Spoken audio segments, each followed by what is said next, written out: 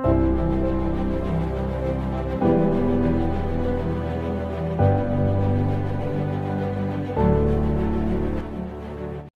अलैकुम प्यारे बच्चों, हम आपके लिए लाए हैं एक बहुत ही खूबसूरत कहानी जिसका नाम है कौवे और भेड़िया।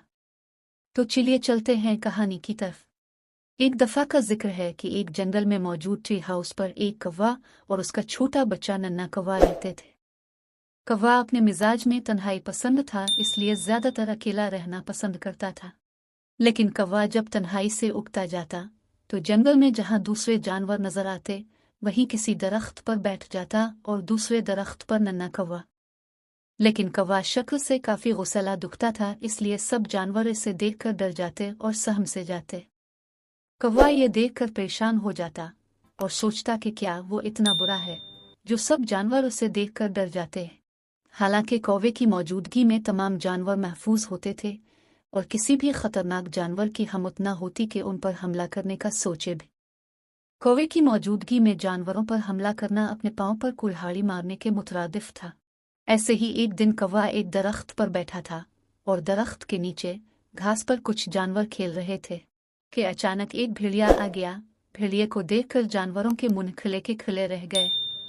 डर की वजह से वो कहीं भाग भी ना सकी। इससे पहले कि भेड़िया उन पर हमला करता, कौवे ने जोर से काएं काएं करना शुरू कर दिया और कौवे की आवाज पर कई कौवे हाजिर हुए और भेड़िए पर टूट पड़े। एक कौवा इसके आगे आकर बैठ गया। भेड़िए ने वहां से भागने में ही अपनी आफियत जानी और इस तरह कौवे की बहादुरी की वजह से भेड़िए को वहां से उल्टे पांव बगैर शिकार के लूटना पड़ा। जानवरों ने कौवे का शुक्रिया अदा किया और इस तरह जानवरों के दिल में कौवे का डर कुछ कम हो गया और वो कौवे को इज्जत की निगाह से देखने लगे। प्यारे बच्चों, इस कहानी से हमें यह सबक मिलता है कि हमें हमेशा मुश्किल वक्त का घबराए बगैर हाजिर दिमागी और बहादुरी से सामना करना चाहिए और कभी भी दूसरों की मदद करने का जज्बा भूलना नहीं चाहिए।